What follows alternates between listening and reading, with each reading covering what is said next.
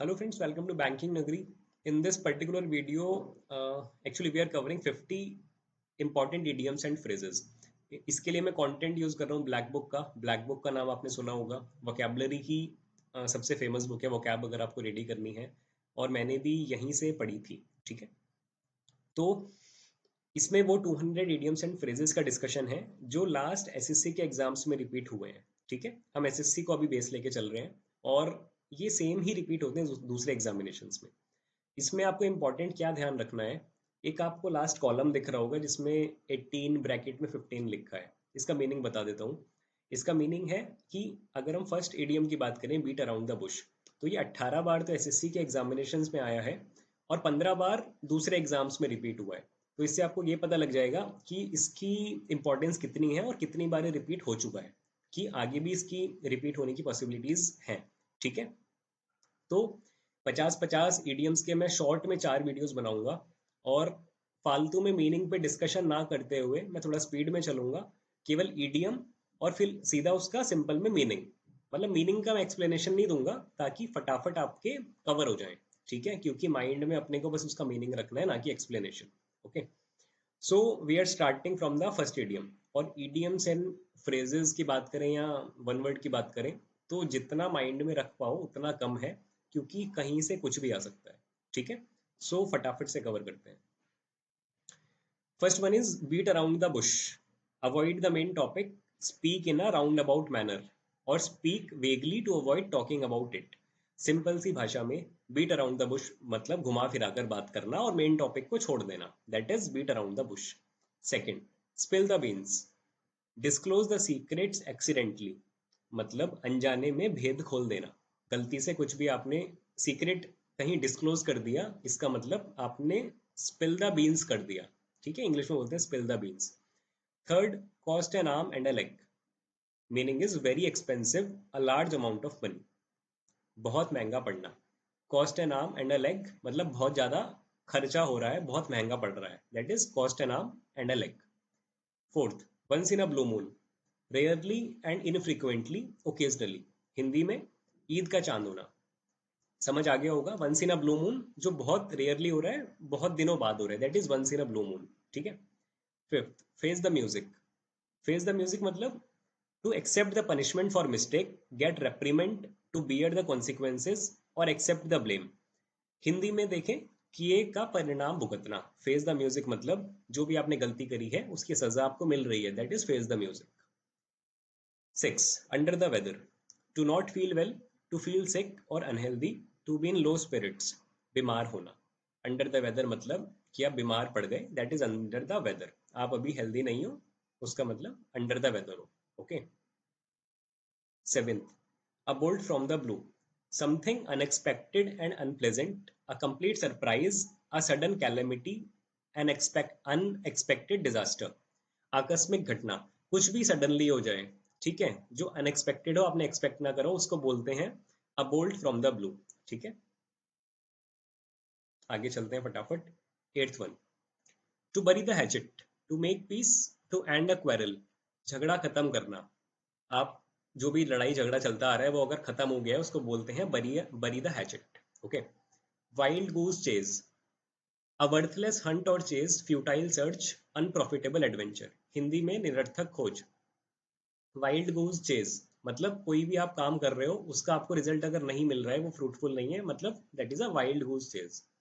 Tenth, at the 11th hour. At the very last moment, just before the deadline, आखिरी मौके पर.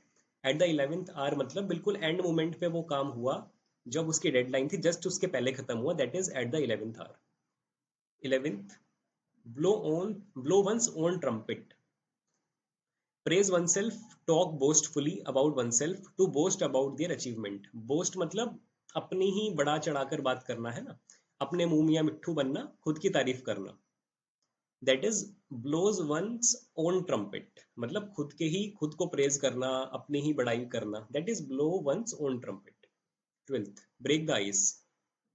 Initiate something, to start a conversation, to make one self comfortable, to break a painful silence. ये सब meanings हो गए break the ice के. हिंदी में short में बात करें मतलब चुप्पी तोड़ना. कन्वर्सेशन स्टार्ट करने को बोलते हैं break the ice. 13th, get into hot water. अब जैसे मीनिंग से ही समझ, ईडीएम से ही समझ में आ रहा है, गर्म पानी में जाना मतलब कि मुसीबत में पड़ना। To get into trouble, to be in a difficult situation in which you can be criticised, मुसीबत में पड़ना। Okay, get into hot water. 14th, hit the nail on the head, से और do something exactly right to find exactly the right answer. ठीक है, सटीक जवाब देना, बिल्कुल सही होना। Hit the nail on the head, सीधा मतलब कि सिंपल भाषा में बोले, hit the nail on the head मतलब जो आपको करना था वो हो गया, एग्जैक्ट राइट डायरेक्शन में हो गया, या हम बोले कि बिल्कुल सटीक तरीके से हो गया, that is hit the nail on the head. 15, have an axe to grind, a private interest to serve, to have an ulterior motive, अपना उल्लू सीधा करना। Have an axe to grind मतलब कि अपना जो प्राइवेट इंटरेस्ट है, जो मोटिव है, वो हमारा कंप्लीट हो गया, that is have an axe to grind. 16, to smell a rat, suspect a trick और डिसीट, डिसीट मतलब धोखा। डिटेक्ट समथिंग रॉन्ग, दाल में कुछ काला होना बोलते हैं ना, डाउट हो रहा है, कुछ शक हो रहा है, तो उसको इंग्लिश में बोलते हैं to smell a rat. 17, call it a day, decide और agree to stop doing something, to give up work and go back home, आज के लिए इतना ही, खत्म करते हैं। इसको इंग्लिश में बोलते हैं call it a day. Call it a day मतलब आज का जो काम था उतना समाप्त करते हैं और अब कल करेंगे, आज का दिन खत्म, कॉल इट अ डे। ठीक है। 18, gift of the gab, ability to speak eloquently, talks well and persuasively, ability to convince. जिवा पर सरस्वती का वास मतलब देखो, यहाँ पे कन्वर्सेशन की बात हो रही है, बोलने की बात हो रही है। गिफ्ट ऑफ द गैप मतलब जो बोलने में बहुत अच्छा है, जिसकी कन्वर्सेशन स्किल्स बहुत अच्छी हैं, उसको बोलते हैं gift of the gab. See eye to eye, be in full agreement, बोलते हैं ना आंख से आंख मिला के बात करना, मतलब बिल्कुल एग्रीमेंट है, बिल्कुल हम एग्री हैं उस बात को लेके, पूर्णतः सहमत होना। See eye to eye, be in full agreement. Sit on the fence, ये मीनिंग से ही इससे समझ में आ जाता है। फेंस मतलब जैसे अपनी होती है ना, मान के चलो दो दो घर हैं, बीच में उनके फेंस है, बाड़ी लगी हुई है, अगर वो उस फेंस के ऊपर बैठा है मतलब वो डिसाइड नहीं कर पा रहा उसको इस घर में जाना है कि उस घर में जाना है, तो वही इसका मीनिंग है। Sit on the fence, to remain neutral, to refuse to take sides in a dispute, halting between two opinions, तटस्थ रहना, दुविधा में होना। Sit on the fence. To flog a dead horse, to attempt or do impossible, waste energy on an unalterable situation, a futile effort। Idiom से समझ में आ रहा होगा, to flog a dead horse, अगर आप किसी मरे हुए घोड़े को दौड़ाना चाह रहे हो, मतलब कि कोई यूजफुल, आप यूजलेस काम कर रहे हो, क्योंकि वो दौड़ने वाला तो है नहीं, आपका टाइम वेस्ट हो रहा है, मुर्दे में जान डालने की कोशिश करना। To attempt to do impossible मतलब जो इम्पॉसिबल है उसमें एनर्जी वेस्ट करना, उसको बोलते हैं to flog a dead horse. ठीक है। 22, a blessing, boon in disguise। ठीक है। an apparent misfortune that eventually has good result, a hidden favor, दुख के भेष में सुख। ठीक है, मतलब होने कुछ गलत जा रहा है और हो कुछ अच्छा जाए, उसे बोलते हैं अ ब्लेसिंग इन डिसगाइज। ठीक है, मतलब नेगेटिव होना था बट पॉजिटिव हो गया। 23rd, a fish out of water, fish out of water है मतलब एन अनकंफर्टेबल सिचुएशन, अनफेमिलियर और अनसुटेबल पोजीशन और situation, a person out of accustomed, असहज परिस्थिति। ईडीएम से समझ में आ रहा है, फिश आउट ऑफ वाटर है मतलब वो गलत या फिर डेंजरस या फिर अनकंफर्टेबल सिचुएशन में है, तो a fish out of water means uncomfortable situation. 24, eight the drop of a hat, without any hesitation, instantly, without having planned before hand, बहुत तेजी से बिना किसी हिचकिचाहट के तुरंत घटित होना। Eight the drop of a hat, ये आपने रेसेस में देखा होगा, विसल बजती है या हैंकर चीफ को गिराया जाता है या हैट को गिराया जाता है, तो उसके गिरते ही तुरंत रेस स्टार्ट हो जाती है, वो ही इसी का मीनिंग है। At the drop of a hat मतलब without any planned beforehand, बिना हेजिटेशन के तुरंत स्टार्ट हो जाना, इंस्टेंटली। हिंदी में मीनिंग है बहुत तेज, बिना हिचकिचाहट के तुरंत घटित होना। ठीक है। 25, hold your horses, be patient, slow down, to restrain oneself, धैर्य रखना। हिंदी में बोलते हैं ना अपने घोड़े पकड़ के रखो, इस टाइप से है ना। होल्ड योर हॉर्सेस मतलब कि अभी पेशेंट रहो, अभी अपने आप को थोड़ा रोक के रखो, धैर्य बना के रखो, ये मीनिंग है होल्ड योर हॉर्सेस का। 26, it's raining cats and dogs. Raining extremely heavily, a very heavy downpour, मूसलाधार बारिश होना। हम बोलते हैं ना बहुत तेज बारिश हो रही है, तो ईडियम में बोला जाता है, ईडियम्स में, it's raining cats and dogs मतलब बहुत तेज बारिश हो रही है। ठीक है। 27, leave no stone unturned. Hindi में मीनिंग है सारी कोशिश आपने कर ली, कोई ऐसा काम नहीं है जो आपने नहीं छोड़ा उस अल्टीमेट मोटिव को अचीव करने के लिए। आपने सब मेहनत कर ली, उसे बोलते हैं leave no stone unturned. Try every possible course of action in order to achieve something. 28, let the cat out of the bag. Reveal a secret carelessly और बाय मिस्टेक। भेद खोलना, मतलब गलती से आपने कोई सीक्रेट रिवील कर दिया तो उसे बोलते हैं let the cat out of the bag. कि आपने गलती से कैट को बैग से बाहर निकाल लिया, मीन्स कोई सीक्रेट आपने गलती से रिवील कर दिया। A hard nut to crack, difficult task, a tough challenge, a difficult person, an inflexible person who is hard to convince। Person के लिए भी यूज होता है और किसी टास्क के लिए भी यूज होता है। A hard nut to crack मतलब खुद अगर इसका हिंदी में आप कन्वर्ट करो, अ हार्ड नट एक ऐसा नट है जो बहुत हार्ड है, उसको आप क्रैक नहीं कर पा रहे। उसको क्रैक नहीं कर पा रहे मतलब वो डिफिकल्ट काम है, डिफिकल्ट टास्क है, या कोई ऐसा आदमी है जो बहुत डिफिकल्ट है, उसको समझाना बड़ा मुश्किल है, तो उसे बोलते हैं a hard nut to crack. 30, a red letter day, an important day, a day that is pleasantly noteworthy or memorable, happy and significant day। a red letter day मतलब बहुत ही कोई important day है, महत्वपूर्ण दिन, उसे बोलते हैं a red letter day। 31, add fuel to fire। Hindi में भी बोलते हैं ना, हाँ, आग में घी डालना, मतलब कोई कोई बात ऑलरेडी बिगड़ी हुई है, आपने उसमें और आग में घी डालने का काम करके उसको और वर्स कर दिया, तो उसे बोलते हैं add fuel to fire. Make things worse, worst the difficult situation, और वर्स कर देना किसी डिफिकल्ट सिचुएशन को। 32, क्राई ओवर स्पिल्ट मिल्क, मतलब कि आपका दूध है वो आपसे बिखर गया, गिर गया ग्लास में से, फिर आप उस पर रो रहे हो, तो अब रोने से कुछ नहीं होना, जो होना था वो हो गया, यही इसका मतलब है। To complain about a loss from the past, feeling sorry over a mistake that can not be changed और रेक्टिफाइड। ठीक है। अब पछताए होत क्या जब चिड़िया चुग गई खेत, तो इंग्लिश में बोलते हैं cry over over spilt milk. 33, through thick and thin, support under all circumstances in times of good and bad fortune. हर हाल में, मतलब कोई पर्सन या कोई पर्सन है अगर वो आपको दुख में सुख में हमेशा सपोर्ट कर रहा है, तो उसे बोलते हैं थ्रू थिक एंड थिन, मतलब under all circumstances, weather good और बैड, वो आपके साथ है, तो इंग्लिश में through thick and thin. 34, to end in smoke, to come to nothing and without any practical result. Okay, so मतलब अल्टीमेटली कुछ अचीव नहीं हुआ। Come to nothing without any practical result, धुएं में उड़ना, कोई परिणाम ना निकलना, उसे बोलते हैं टू एंड इन स्मोक, मतलब आपने सारी मेहनत करी बट अल्टीमेटली कुछ रिजल्ट नहीं निकला, to end in smoke. 35, all at sea, feel at sea. इसमें फील एट सी तो मैंने आज तक कभी नहीं देखा एग्जाम में, ऑल एट सी आता है, उसका मीनिंग होता है पजल, पजल, परप्लेक्स्ड और कंफ्यूज्ड, ये मुझे अभी तक याद है, इसमें परप्लेक्स्ड भी इसका मीनिंग होता है ना, puzzled, state of confusion, lost and confused, या इसको परप्लेक्स्ड भी कह सकते हैं। तो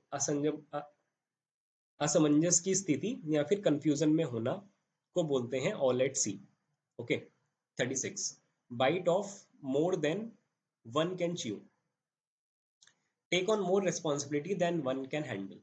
देखो मीनिंग इसका निकालो, bite off more than one can chew, जितना च्यू कर सकते हैं उससे ज्यादा अगर बाइट कर रहे हैं, मतलब जितनी रिस्पॉन्सिबिलिटी आप ले सकते हो अगर उससे ज्यादा ले रहे हो, जो कंट्रोलेबल सिचुएशन नहीं है, उसे बोलते हैं bite off more than one can chew. आगे चलते हैं।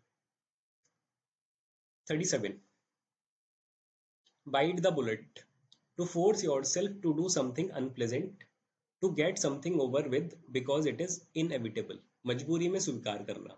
ठीक है। बाइट द बुलेट, बुलेट को आप नहीं बाइट कर सकते बट कोई ऐसी सिचुएशन है, मजबूरी में आपको करनी पड़ रही है, उसे बोलते हैं bite the bullet. To get something over with because it is inevitable, मतलब अनअवॉइडेबल सिचुएशन है, इनएविटेबल है, आप नहीं टाल सकते, इसलिए आपको मजबूरी में करना पड़ रहा है, bite the bullet. 38, on cloud nine, extremely happy and excited, सातवें आसमान पर, कहते हैं ना उसका रिजल्ट आया, पास हो गया, he is on cloud nine, तो ऑन क्लाउड नाइन मतलब बहुत ही उसके लिए हैप्पी सिचुएशन है, बहुत ही एक्साइटमेंट वाली सिचुएशन है। 39 snake in the grass, an unreliable और डिसीटफुल पर्सन, डिसीटफुल मतलब जो चीटिंग करे, a treacherous person, a secret enemy. Grass in the snake मतलब घर का बेदी, हिंदी में आस्तीन का सांप। स्नेक इन द ग्रास जो कि आपको धोखा दे सकता है। Okay. 40 to miss the boat मतलब to miss an opportunity, to lose an opportunity, मौका गवा बैठना। टू मिस द बोट और टू मिस द बस मतलब आपसे मिस हो गई, मतलब आपने मौका गवा दिया, वही उसका मीनिंग है। 41 to turn a deaf ear, disregard, refuse to obey, to be indifferent, neglect, कान पर जू ना रेंगना। To turn a deaf ear, Hindi में बोलते हैं ना कान पे जू नहीं रेंग रही, मैं बोल रहा हूँ वो सुन नहीं रहा, रिस्पॉन्ड नहीं कर रहा, वही इसका मीनिंग है to turn a deaf ear. Deaf मतलब बहरा। To turn a deaf ear meaning है डिसरिगार्ड करना, रिफ्यूज करना ओबे करने के लिए, या फिर नेग्लेक्ट करना। To turn a deaf ear. 42 read between the lines, ये तो हर बच्चे को पता है। To understand the hidden meaning, है ना, ये तो बहुत ही फेमस है। रीड बिटवीन द लाइन्स मतलब to understand the hidden meaning. 43 a piece of cake मतलब बहुत इजी टास्क, बहुत ही सरल बच्चों का खेल, a piece of cake. 44 by fits and start मतलब इरेगुलर है, अनस्टेडी है, रेगुलर नहीं है, रुक रुक के हो रहा है, कभी चल रहा है कभी रुक रहा है, उसको बोलते हैं बाय फिट्स एंड स्टार्ट, अनियमित रूप से। 45 बाय लीप्स एंड बाउंड मतलब बाय लीप्स एंड बाउंड का मतलब बहुत क्विकली हो रहा है, बहुत सडनली हो रहा है, बहुत क्विकली हो रहा है, और बहुत फास्ट हो रहा है, रिपीटली हो रहा है, बहुत तेज। बाय लीप्स एंड बाउंड्स दिन दुगनी रात चौगनी, बहुत तेजी से, उसे बोलते हैं by leaps and bound. 46 cock and bull, cock and bull story, and unbelievable और एब्सर्ड स्टोरी, एक ऐसी कहानी जिसपे विश्वास करना थोड़ा सा डिफिकल्ट है, उसे बोलते हैं कॉक एंड बुल स्टोरी, अविश्वसनीय या बेतुकी कहानी। 47 give someone the cold shoulder, deliberately ignore करना, अवॉइड और भी अनफ्रेंडली टुवर्ड समवन, जानबूझकर नजरअंदाज करना। देखो एक तो कोल्ड शोल्डर यहाँ पे थोड़ा नेगेटिव सेंस दे रहा है, मतलब आप किसी को कंधा दे रहे हो, मतलब ठंडा कंधा दे रहे हो, तो to give someone cold shoulder मतलब आप उसको एक तरीके से नेग्लेक्ट कर रहे हो, या जानबूझकर नजरअंदाज कर रहे हो, डिफिकल्ट सिचुएशन में ही बात हो रही है। ठीक है, to give someone cold shoulder मतलब नजरअंदाज करना। 48 in a nutshell, briefly or concisely, in a short clear way, to describe in few words। in a nutshell मतलब बहुत ही जैसे प्रेसी राइटिंग होती है, आपने बहुत कंसाइज वे में कुछ समरी बता दी, कुछ भी हिंदी में बोले संक्षेप में सटीक रूप से, संक्षेप में और सटीक रूप से। इन अ नटशेल मतलब आपने पूरी कहानी की समरी बता दी कंसाइज वे में। ठीक है। 49 in the same boat, in the same unpleasant और difficult situation, in the same boat मतलब जिस नाव में मैं हूँ उसी नाव में वो है, यानी दोनों सेम डिफिकल्ट सिचुएशन में फंसे हुए हैं, उसे बोलते हैं in the same boat. 50 pull yourself, to calm oneself down और बिगन टू थिंक और एक्ट अप्रोप्रिएटली, शांत होना, भावनाओं पर नियंत्रण रखकर काम करना। पुल योर सेल्फ टुगेदर मतलब कि अपनी भावनाओं पर कंट्रोल रखना, अपने आप को नियंत्रण में रखकर काम करना। To calm oneself down अपने आप को शांत रखना, उसे ही बोलते हैं पुल योर सेल्फ टुगेदर। तो इसके साथ अपने टॉप 200 के 50 इडियम्स कवर होते हैं। नेक्स्ट 50 आपको नेक्स्ट वीडियो में मिल जाएंगे। वीडियो अच्छी लगी हो तो कमेंट जरूर करना और सब्सक्राइब कर लेना। Bye bye, have a good day.